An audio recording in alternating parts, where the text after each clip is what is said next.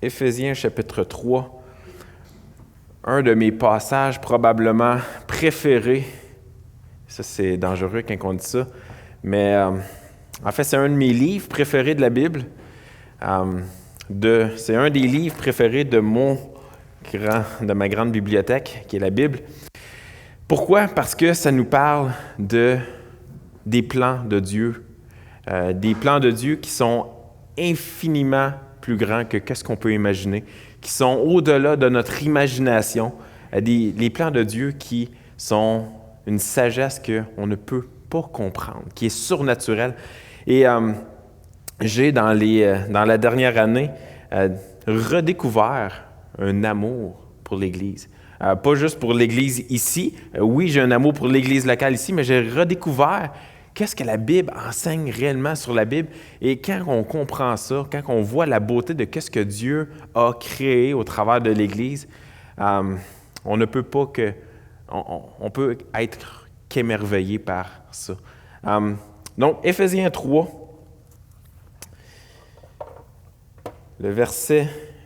à partir du verset 8, qui dit « À moi qui suis le moindre de tous les saints, cette grâce a été accordée d'annoncer aux païens les richesses incompréhensibles de Christ et de mettre en lumière quelle est la dispensation du mystère caché de tout temps en Dieu qui a créé toutes choses, afin que les dominations et les autorités dans les lieux célestes connaissent aujourd'hui, par l'Église, la sagesse infiniment variée de Dieu, selon le dessein éternel qu'il a mis à exécution par Jésus-Christ, notre Seigneur. » Et vous savez, on parle de l'Église qui est une famille spirituelle qui prend soin les uns des autres. Et puis, quand on lit ça ici, ça nous parle de cette sagesse infiniment variée de Dieu. Et ça nous parle d'un mystère qui était caché autrefois et qui maintenant a été révélé. Que cette sagesse de Dieu-là a révélé c'était quoi ce mystère-là. Et puis, quand on va lire le verset 6, qui est juste 2 versets plus haut que ce qu'on a lu, ça dit ce mystère.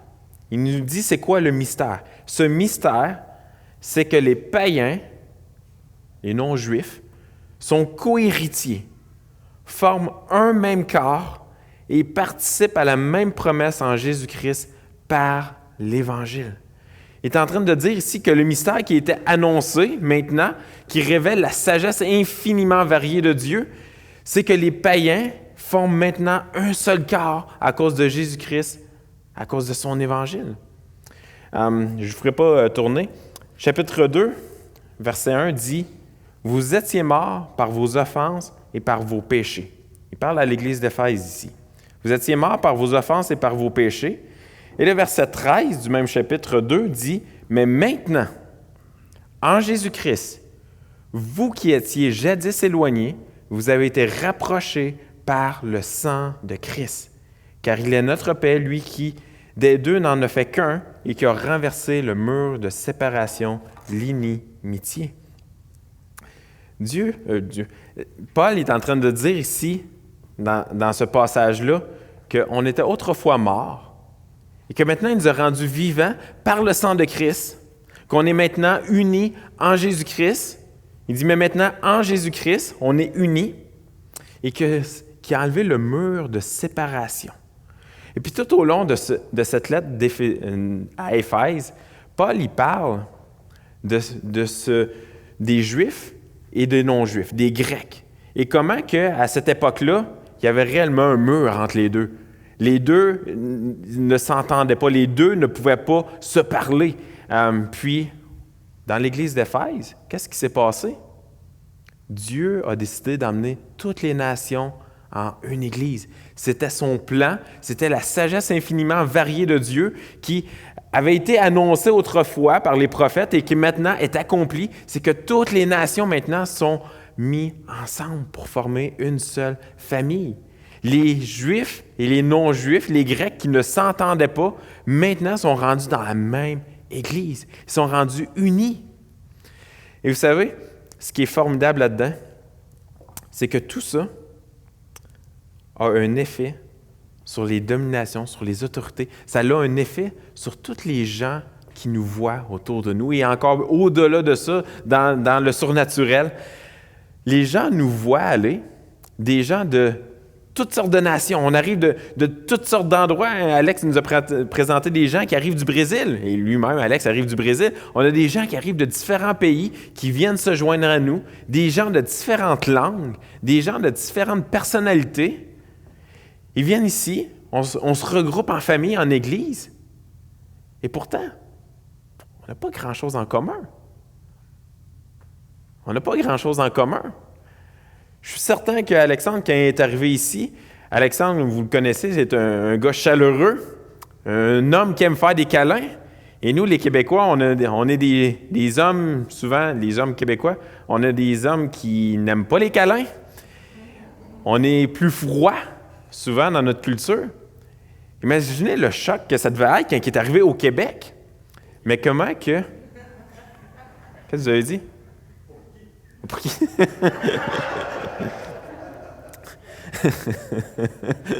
Merci de m'interrompre, Éric. Tu viens de couper mon fil d'idées. Imaginez quand Alexandre est arrivé ici, puis on regarde aujourd'hui, puis qu'est-ce qui fait la beauté d'une église?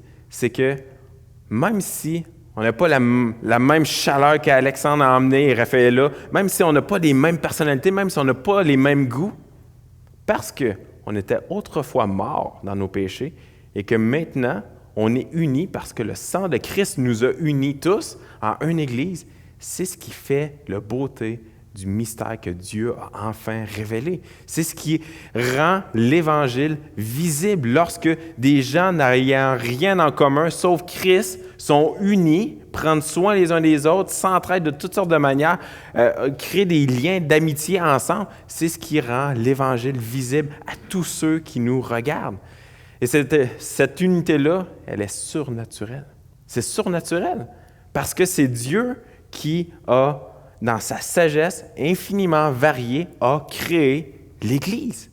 Ce n'est pas une invention des hommes. On n'a pas créé l'Église. Oui, on a bâti le bâtiment ici, mais l'Église, ce lien qui nous unit tous, c'est Dieu qui a prévu ça.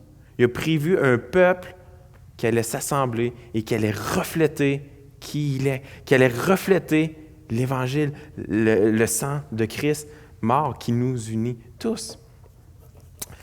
N'est-ce pas merveilleux? Et vous savez, l'unité et la diversité qu'on a dans l'Église apportent des défis. Ce n'est pas nécessairement facile. Dieu a créé à la base cette unité-là lui-même en créant l'Église, mais maintenant, on est quand même influencé par notre culture qui nous entoure et notre culture n'est pas toujours en train de prôner la diversité, n'est pas toujours en train d'être unie. Et puis, on a différentes barrières. On a la barrière des différentes ethnies, des gens qui arrivent de différents endroits, différentes cultures qui se joignent à nous. Et vous savez, on parle parfois de racisme. Et puis, je comptais justement à l'école du dimanche ce matin comment que le racisme, des fois, on pense que c'est une histoire des années 40, 50, 60, 70, puis que ça n'a plus lieu d'être aujourd'hui, que ça n'existe plus. Mais c'est encore très présent, malheureusement. C'est très présent dans la communauté qui nous entoure. Je comptais justement ce matin comme quoi que quand je travaillais dans le milieu hospitalier, comment que j'étais surpris. Je travaillais avec une infirmière qui était tellement aimante, tellement gentille, puis m'a révélé à un moment donné comme quoi que elle, c'était tellement difficile d'aller vers des gens qui ont une couleur de peau différente. Comme quoi que ça lui demandait tout en elle, ne voulait pas y aller. Puis je ne comprenais pas à ce moment-là comment qu'une personne aussi aimante, aussi gentille peut encore avoir des pensées comme ça.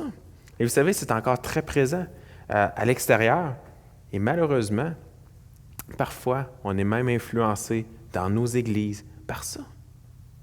On se tient avec des gens qui sont très semblables à nous. Et quand il y a des gens qui arrivent d'ailleurs, des fois, on a une petite résistance. Ils sont différents. Oh, ils bougent un peu plus le dimanche matin. Ou on a des personnalités différentes. On a des arrière-plans différents. Et ça devient difficile. Et ça, c'est une des barrières qui peut être présente. On a la barrière de l'âge. Dans notre société, c'est pas très très bien vu de voir une personne de 30 ans amie avec une autre de 80. Aux yeux des gens, ça fonctionne juste pas. Tu ne peux pas avoir un ami qui a, faites le calcul, tant d'âge de différence. Et pourtant, dans l'Église, parfois, on est influencé aussi par ces barrières de l'âge. Parfois non, parfois oui. Faites une évaluation. Ayez une réflexion sur les gens avec qui vous vous tenez. Quels sont les gens que vous allez vers le dimanche matin? Est-ce que c'est tous des gens qui vous ressemblent? Est-ce qu'il y a une variété dans les gens que vous allez voir? Est-ce que c'est des gens que vous savez qui ont la même pensée que vous, qui parlent comme vous, qui ont la même personnalité que vous? Ou est-ce que vous êtes capable de passer par-dessus ces barrières-là? Barrières de l'âge, barrières des différents groupes ethniques. Il y a la barrière de l'économie également. Parfois, on fait des distinctions, notre société fait des distinctions entre des gens qui sont plus défavorisés et des gens qui sont fortunés. Et Jacques, dans sa lettre, en fait mention, comme quoi on ne doit pas faire de favoritisme envers des gens qui sont plus fortunés. De quelle manière est-ce qu'on traite personnellement les gens qui sont plus défavorisés et qui se joignent à nous en tant qu'Église? Est-ce que c'est une barrière pour vous? Est-ce que vous allez vers ces gens-là? Est-ce que ce lien que vous avez du sang de Christ qui vous unit, est-ce que ça vous amène à aller vers ces gens-là ou vous êtes influencé par la barrière qu'il y a dans la société, qui nous influence souvent? La plus évidente, c'est la barrière de la personnalité. Hein? Qui aime se tenir avec des gens qui sont complètement différents d'eux? Moi, personnellement, j'aime pas ça. Ça me sort de ma zone de confort. Je suis du style un peu plus introverti. J'aime le 1 à 1, mais quand je suis dans un groupe, j'aime moins ça. Quand c'est des gens qui parlent beaucoup tout le temps, c'est difficile pour moi. Et je dois faire un effort de passer par-dessus cette barrière-là parce que j'ai des frères et sœurs dans l'Église qui sont plus extravertis que moi ou qui ont des personnalités différentes. Mais je dois les aimer, je dois aller vers eux pour montrer cette unité-là du sang de Christ qui nous a unis. Ça ne devrait pas être une barrière. Et bref, on pourrait continuer encore plus, mais je vous laisse avec quelques applications. Êtes-vous prêts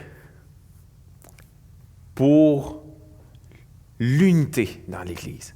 Pour l'unité dans cette diversité-là, pour que l'Église ici puisse refléter l'Évangile aux yeux du monde, que les gens puissent nous regarder et dire « Wow, il y a vraiment de quoi de surnaturel là ». Que les gens ne sont pas attirés nécessairement par le café qu'on sert le matin ou attirés par un prédicateur qui va bien parler ou par un groupe de louanges ou des instruments qui sont vraiment intéressants. Que les gens ne soient pas attirés par ça, mais que les gens soient attirés parce qu'ils voient un groupe de croyants assemblés ensemble, puis il y a quelque chose de surnaturel qui se passe parmi eux. Parce qu'ils ne voient pas ces barrières-là qu'on vient juste de parler, ils ne les voient pas dans la société. Ils les voient dans la société, mais ils ne les voient pas dans l'Église. Ils sont invisibles, ces barrières-là. Ils n'existent pas. C'est vers ça qu'on devrait tendre pour que les gens du dehors nous regardent et voient quelque chose de plus grand qu'eux et de plus grand que nous. Parce que c'est Dieu qui a, dans sa sagesse infiniment variée, créé l'Église. Maintenant, les applications. Sommes-nous prêts à sacrifier nos préférences dans toutes sortes de domaines pour l'unité dans l'Église? Par exemple, le genre de nourriture qu'on va manger à un événement quelconque durant l'année, les chants qu'on chante le matin ou le style musical, de fermer les lumières ou de laisser les lumières allumées, excusez, je ne suis pas fâché, la couleur des murs, de passer par-dessus des préférences sur le plancher, sur telle activité. Est-ce qu'on est prêt à passer par-dessus différentes préférences parce qu'on veut conserver le lien de la paix? Romains 12, 10 nous dit « Par amour fraternel, soyez pleins d'affection les uns pour les autres, par honneur, user de prévenance réciproque. On est appelé à s'oublier soi-même et à se sacrifier pour les autres. Sommes-nous prêts à sacrifier nos ressources et notre temps pour servir d'autres membres de l'Église qui sont dans le besoin? Pour les accueillir dans nos maisons, pour les conduire à l'Église, ceux qui n'ont pas de voiture puis qui voudraient venir à l'Église? Est-ce qu'on est prêt à prendre de notre temps, prendre de nos ressources pour aller prendre soin de ces gens-là? 1 Jean 3,18 nous dit « N'aimons pas avec des paroles ou une langue, mais avec des actions et dans la vérité. » On peut dire « Oui, j'aime tout le monde. Dieu me dit d'aimer tout le monde. J'aime tout le monde. J'aime les gens plus défavorisés. J'aime tout le monde. » Mais si je fais rien, la parole est claire. On n'aime pas juste en parole. On aime en action et en vérité. On peut sacrifier nos habitudes pour faire de la place pour connaître d'autres personnes qui peuvent avoir des horaires différents des nôtres ou vivre dans un quartier de la ville différent de nous. Êtes-vous prêts à rencontrer des gens qui peut-être ont un horaire différent du vôtre, mais que vous vous dites « Ah, je vais sacrifier un moment de ma semaine ou de mon mois pour aller prendre un café avec ce frère ou cette sœur juste pour lui parler du Seigneur, juste pour prier, juste pour prendre de ses nouvelles. » Ça, c'est une des choses qui démontre l'unité parmi les frères et sœurs et qui reflète l'Évangile lorsqu'on est prêt à sacrifier certaines choses que l'on fait. Sur ce, c'est ce que je voulais vous apporter ce soir, où est-ce qu'on a le privilège d'appartenir au peuple de Dieu. Où est-ce qu'on a ce privilège-là d'être un peuple, une famille surnaturelle, parce que c'est Dieu qui nous a créés. Il y avait un mur qui nous séparait autrefois et que ce mur a été renversé par le sang de Christ. Et maintenant, ça nous unit sous une même famille et qu'on reflète l'Évangile à cause de cela. Frères et sœurs, j'espère que cela est encourageant pour vous de savoir que Dieu va continuer de bâtir son Église malgré nous. On ne sera pas parfait, mais c'est Amir qui a dit dans sa prière que l'Église ne sera jamais détruite. Il n'y a rien qui va, je cherche le terme, prévaudra, pas avec l'accent d'Amir, ça c'est trop difficile. Il n'y a rien qui va détruire l'Église parce que c'est Dieu qui bâtit son Église. Et c'est Dieu qui a bâti son peuple. Il n'y a rien qui va le détruire. Oui, on va être imparfait parfois, mais on doit chercher à toujours s'améliorer et bâtir cette unité-là pour resplendir l'Évangile autour de nous. Amen. Terminons avec un mot de prière. Seigneur Dieu, on veut encore une fois te remercier pour ce privilège de t'appartenir, ce privilège de faire partie de ce mystère qui était caché autrefois et qui est maintenant révélé au travers de ton Église. À ton Église que tu construis avec tes enfants que tu as sauvés, tes enfants que tu as lavés, purifiés par ton sang. Et Seigneur, c'est tellement un privilège de pouvoir appartenir à cette famille-là, une famille qui s'aime, une famille qui prend soin les uns des autres, une famille qui est tellement surnaturelle, qui nous amène à aimer des gens qui sont tellement différents de nous. Et Seigneur, tu te sers de cela pour attirer des gens à toi. Parce qu'on reflète qui tu es, on reflète ton amour, on reflète ton Évangile. Et Seigneur, on veut te remercier de ce privilège-là. Aide-nous à vouloir mettre en pratique, à ne pas rester dans la paresse, à ne pas rester assis, à rien faire, mais Seigneur, à se mettre de l'avant, à se mettre en action pour justement travailler à cette unité de plus en plus. Encore une fois, Seigneur, merci pour cette soirée et veuille bénir la communion qu'on va avoir par la suite. Amen.